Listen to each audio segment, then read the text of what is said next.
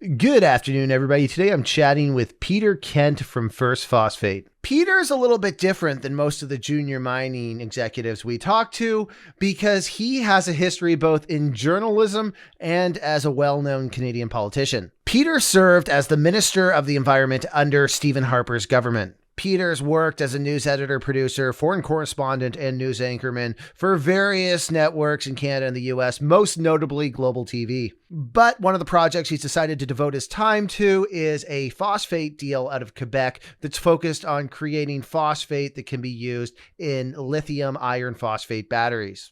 I'm always super interested when a deal comes along and it is the first of its kind. The Canadian junior markets often work in a way where somebody comes along with one deal, it has some success, and everybody else chases that, and we'll see 20 other deals just like it. I believe that this phosphate deal that focuses on the LFP batteries can be one of those deals that in 2 years we might see 5 more deals, 10 more deals, 25 more deals, who knows, just like it. But when I have somebody with Peter's background, I've got to ask him about all sorts of different topics. In this interview, I ask Peter why Canada hasn't taken a stronger position in being a global leader in oil production. And I even sneak in a question there at the end about whether or not Peter thinks that Pierre Poilievre can win a majority government down the road in Canada. All right, everybody, enjoy the interview. Peter, thanks so much for joining us today. Thank you. Thank you for inviting me. Pleasure to be here. So you're involved with an exploration deal. We were very excited when we saw your name because we had invested in an early round in this company, First Phosphate. I'm curious, what's the backstory to how you got involved here? Why did you decide that you wanted to get involved with the Canadian Junior deal? Well, I've been temporarily retired this year. I didn't run in the federal election a year ago and spent a few great months reconnecting with wife and family and grandkids and pups and my bass guitar. But through the spring, I began looking for something more meaningful to do, to re-engage. And over the summer, I was contacted by the First Phosphate folks, John Passalacqua and other members of the board. And they convinced me, and I enthusiastically agreed to serve as an independent director during the summer. The project is so interesting that I engaged immediately. And later, the board asked me, given that engagement and my focus and enthusiasm, would I assume the role of president? And here we are, and moving ahead, despite some of the turbulence in the markets and the investment community these days. So we were talking pre-interview, and I've got to ask you this now that we're on camera. You have been covering some mineral stories, I imagine, over the years. Yes. As a journalist, what do you think of when you think of junior mining, and ultimately, what do you think it takes to actually successfully take? Now, there's thousands of exploration companies that are listed in Canada, most of which will be lucky if they even get a single drill in the ground. And then the few that do, it's usually 1 or 2 rounds, and then the company runs out of money, and the project never gets moved forward. What do you think it takes for a company to actually continue to move a project forward? And ultimately, what do you think you got to avoid to not be one of those sort of failed stories that represent 95% of junior mining companies? Well, I think every junior mining company recognizes the reality that every single major around the world today was once a junior in one form or another. And before I got into journalism back in the 1960s, I spent a couple of years working for a mud company out west in Alberta, a drilling fluids company and desiccants for natural gas plants. So I've been around, as you suggested, the extractive industry pretty much all my life. As a journalist, I covered some of the big staking operations in Northern Ontario in the 70s. As the Minister of Foreign Affairs, the junior Minister of Foreign Affairs for the Americas, I visited an awful lot of Latin American and Caribbean countries where Canadian extractive firms were working in the mining industry, also in terms of natural gas. And then as the Minister of the Environment between 2011 and 2013 in Stephen Harper's government, I had a chance to work on improving some of the legislation, taking some of the paperwork and red tape out of, while still maintaining good rules, sound rules and regulations for what we call responsible resource development, and making sure that we didn't overstep jurisdiction with the provinces, with municipalities, with First Nations, in ensuring that meaningful projects, good projects, environmentally sound projects, could get done. So I've always had that interest, and now I've had a chance to put on boots again and walk claims and take a look at areas where we anticipate some very sound deposits, and to help advance the company in developing the claims that we now own. Okay, so you mentioned back when you were in Harper's cabinet, Minister of the Environment, when Canada famously pulled out of the Kyoto Accord. I got to ask you, with everything that's happening in the world, something that now obviously I'm on probably more of the right side of the political spectrum, but a lot of the conversations I have with people are, should Canada have made more of an effort to be a bigger oil producer in the world? Would that mean more for, global sort of safety or security? What's your thoughts? Do you think that Canada really dropped the ball when it came to oil production, or when it comes to oil production? Well, in terms of some of the challenges that we've had with building the pipelines east and west to Tidewater, that's one of the basic challenges baked into the Great Canadian Confederation. Provinces have a right, unfortunately, to make unwise decisions in blocking the transport of our resources. I think that the loss of the blockage by the United States of the Keystone XL pipeline was huge, and it was unjustified, particularly given now that we've seen an energy crunch in the last year, a serious energy crunch. The United States is not only working down its strategic reserves, but it is importing the same sort of heavy oil, much more nastily extracted than in Canada's oil sands, from Venezuela, so that they can meet the capacity of their Gulf refineries to process heavy oil into its various valuable components and export them, consume them in the United States, and export them to the world.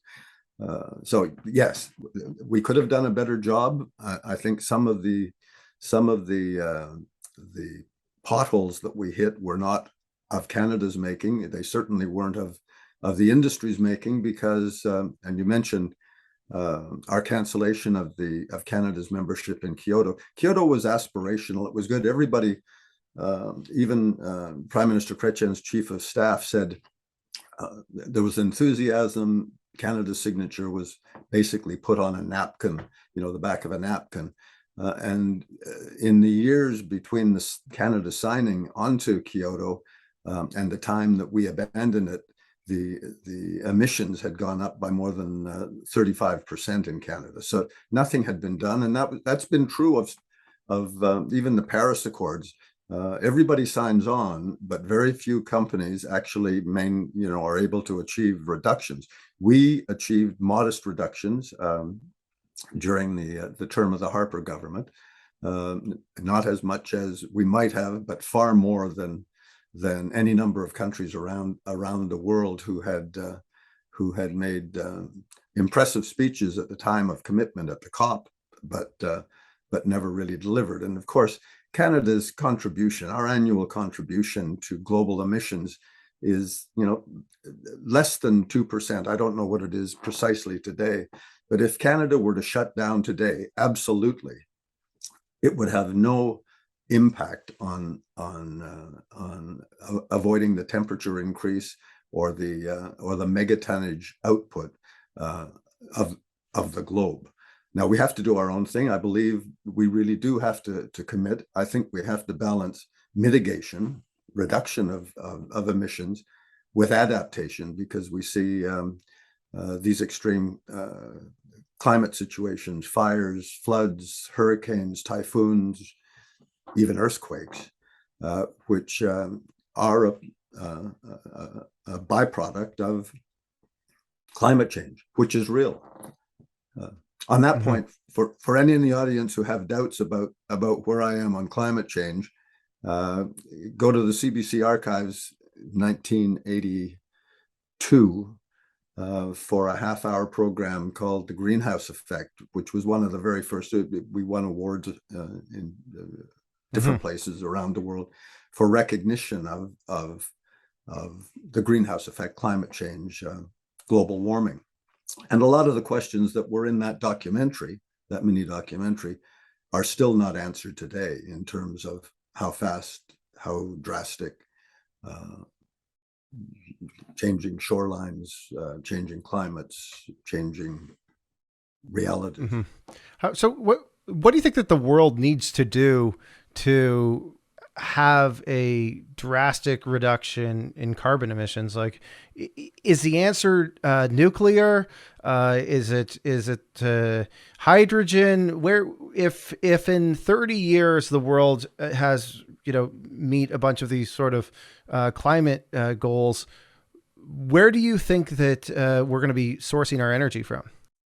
Well, for the foreseeable future, for at least the next 5 decades, the world, in one way or another, is going to remain dependent on sustainable amounts of petrochemical fuels. There's no question about that. Now that I'm in the LFP battery quest, that transition is coming, and we're going to see it year by year increasing. We're going to see more electric vehicles. We're going to see electric energy storage in a variety of ways, industrial and residential, which again, we believe the LFP battery is going to be key. But this transition is going to take place, as I said, over decades.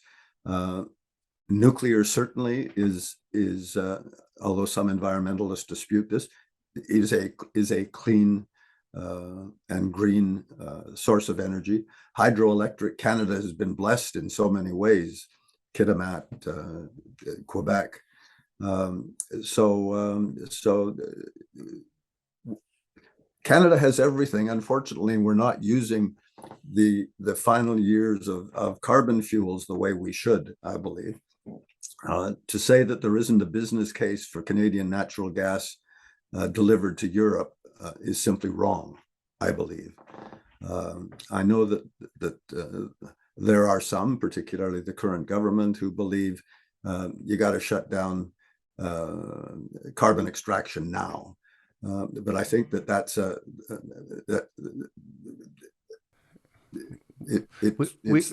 it's just unacceptable. It's funny because we often hear these things from certain countries, and then when you look where their energy sources are coming from, they often have growth in coal use every year, and it just seems like an unrealistic view of how we transition to a greener future. Oh, absolutely. When I was the Minister of the Environment, I made a speech in Germany to the Adenauer Institute back in 2012, I think it was.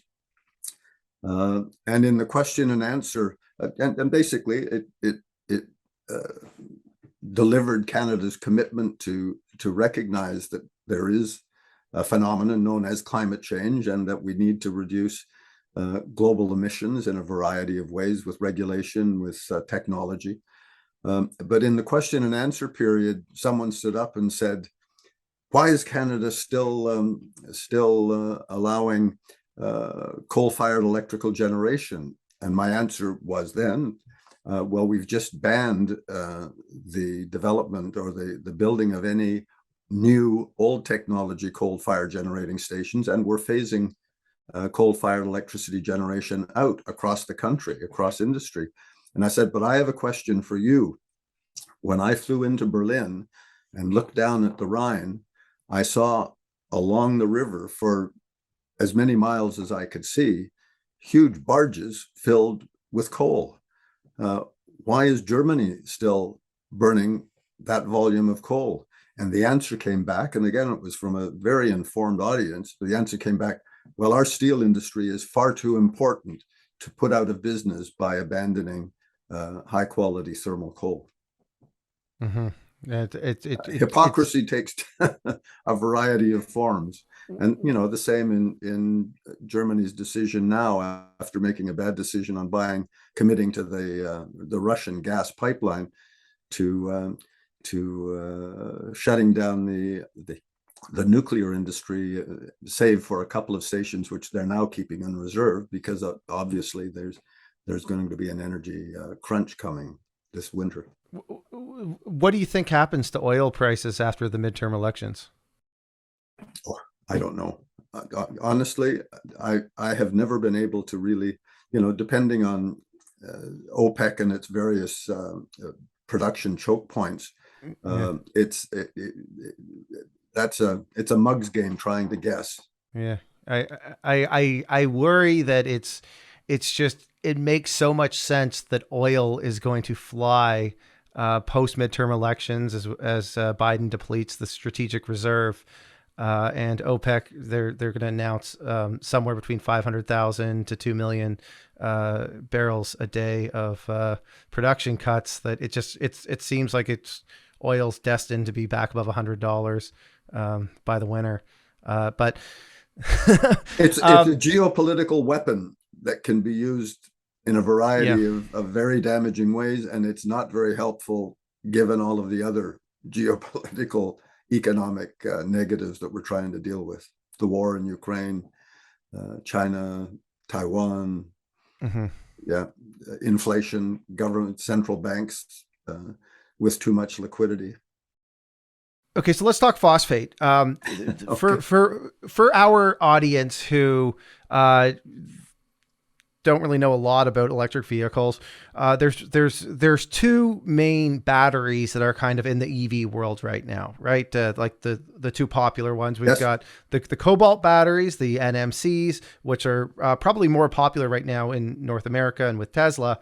And then we've got these lithium iron phosphate batteries. Could you break down what the primary differences between the two batteries are from sort of a high level overview? Well, I think we have seen with the lithium ion battery, which has been the most popular until now, the cobalt. There is a cost consideration. There's an environmentally negative consideration, and there has been a heat slash fire consideration. The LFP battery, which was invented, more than a decade ago, but wasn't really finely tuned. The chemistry, the science, the technology, not finely tuned until recently, is a safer battery by far. It doesn't generate heat in the same way. It's a more reliable battery in terms of its chargeability and its reliability as the battery contents run down. It is significantly less expensive. It is the ideal battery, and we're seeing the major car manufacturers in the electric vehicle field, but also in terms of those that are planning industrial storage facilities and residential storage programs, that the LFP battery is the battery of choice. And the Forbes and Fortune magazine have estimated that the LFP battery sector, which is worth somewhere around $10 billion a year right now, is going to pass $50 billion in the next few years, the next decade and a half. So in economic terms, the LFP battery seems to be, and there seems to be general agreement, it is the future. And the great challenge is acquiring all of the ingredients for the lithium iron phosphate battery and the graphite for the batteries. Because in the case of phosphate, for example, it is a finite commodity, particularly the sort of high purity phosphate that we find in hard rocks, igneous rocks in Quebec and in a couple of other parts of Canada. Igneous phosphate is only found in about 5% of the world's deposits. Most phosphate is derived from, for agricultural purposes, from sedimentary phosphate, which is found in North Africa, Middle East, a number of locations in the United States and elsewhere. But the negative there, even with the preoccupation on delivering almost all of that to the agricultural industry as fertilizer in different forms, is the toxic byproduct of sedimentary phosphate. The byproduct of igneous phosphate in anorthosite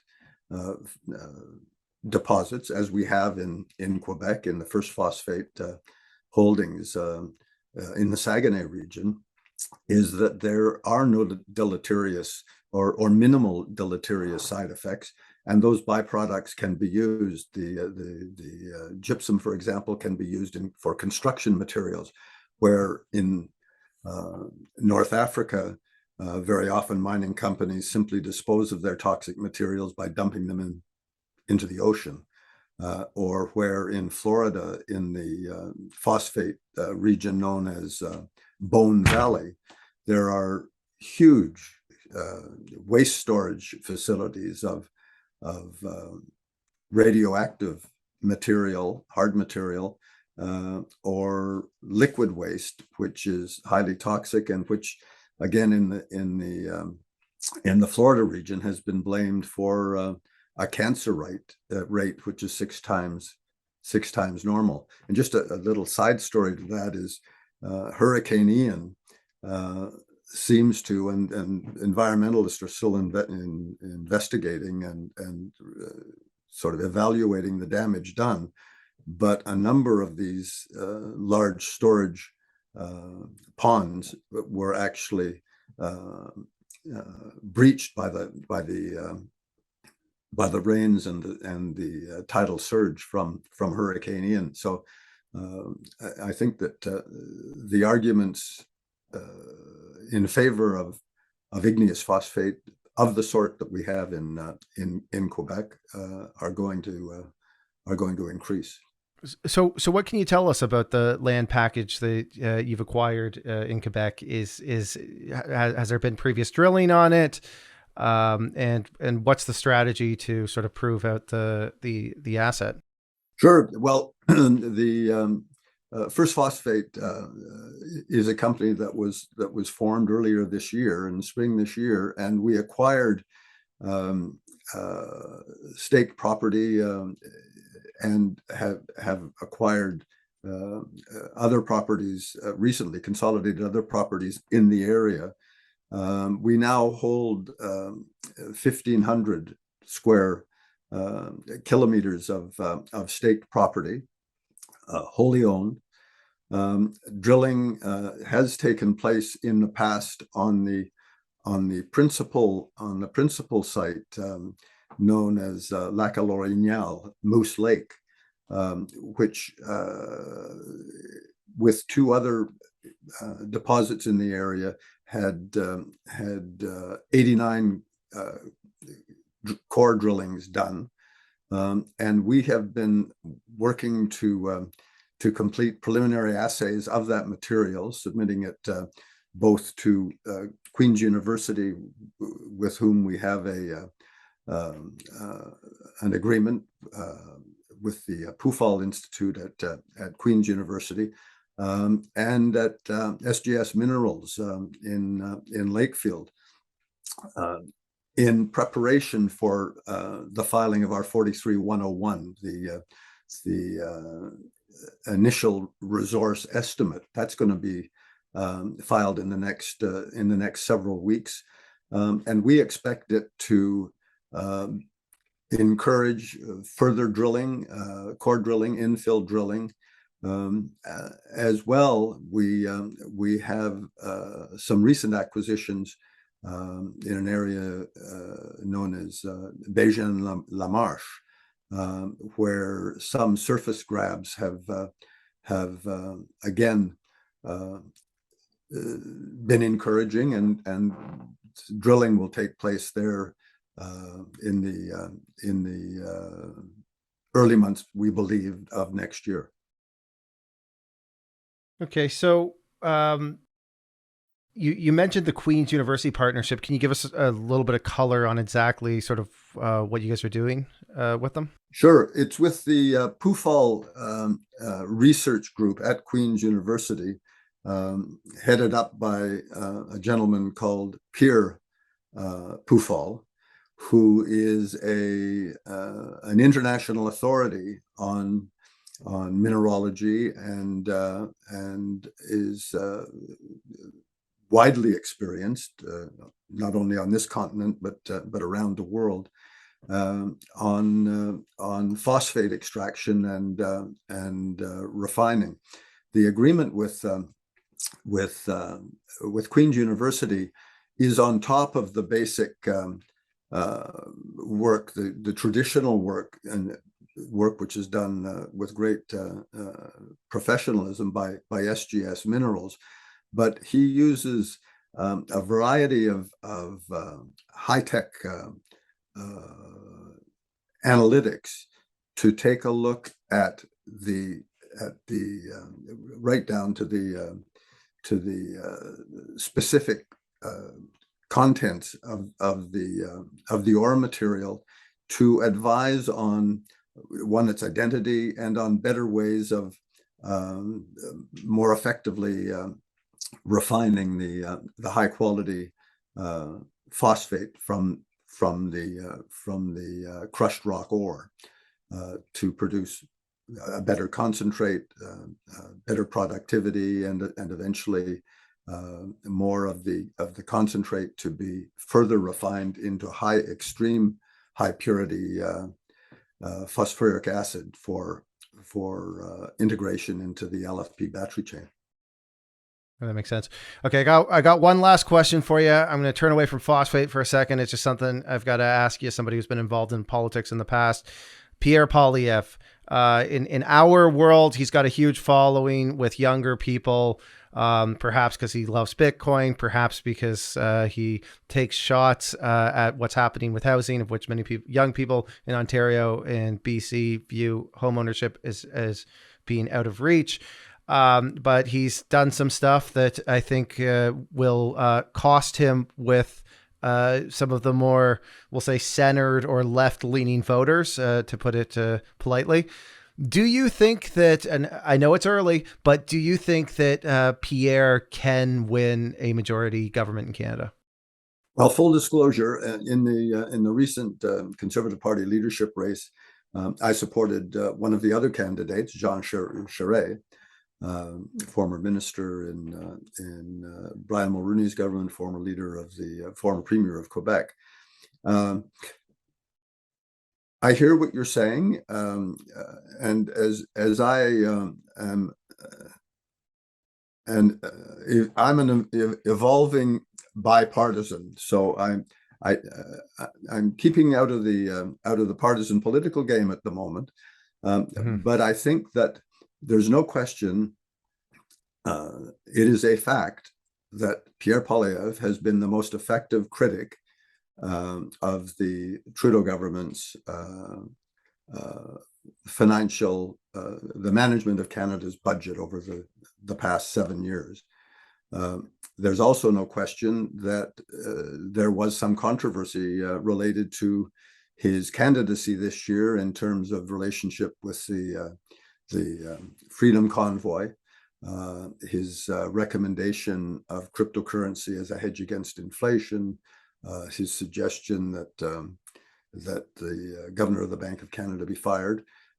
So that, yes, there's been there was a polarization between those on the right of the political spectrum who agreed with him and who helped make him leader. And there were concerns on the other side of the political spectrum and in the political center, which is essential to any government gaining a majority vote from the population of Canada. So I think that in the early days of his leadership, he has presented a more moderate tone in Parliament, and continues to be very effective in question period and in public rallies. But I think that ultimately I'll resort to an old journalistic dodge when you don't really know where a story is going to go, and simply say that time will tell. All right. Well, Peter, I really appreciate you hopping on here. It's been really fun chatting with you, and hopefully you'll come back on as the First Phosphate story continues to develop. It sounds like it's got all the makings of what could be one of the next junior stories, or success stories out of Canada. So we're also long, so we're obviously cheering for you. But thanks so much for hopping on here, and like I said, hopefully we can chat again in the future. Certainly. Well, absolutely. It's a great story to tell, and I look forward to sharing future chapters with you. But yes, we're really excited that we've got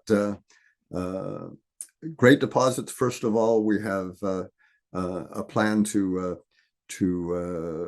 have a very low carbon imprint because of the hydroelectricity that is abundantly available through Hydro Quebec, and for the partnerships and the relationships that we're working on developing with the people of the Saguenay region. Well, perfect. Thanks so much, Peter. All the best. Thank you. All right, everybody. Thanks so much for watching. And if you could do me one big favor, please hit the like button, subscribe, and ring that notification bell so we keep making more of this content for y'all. All right. Thank you, everybody.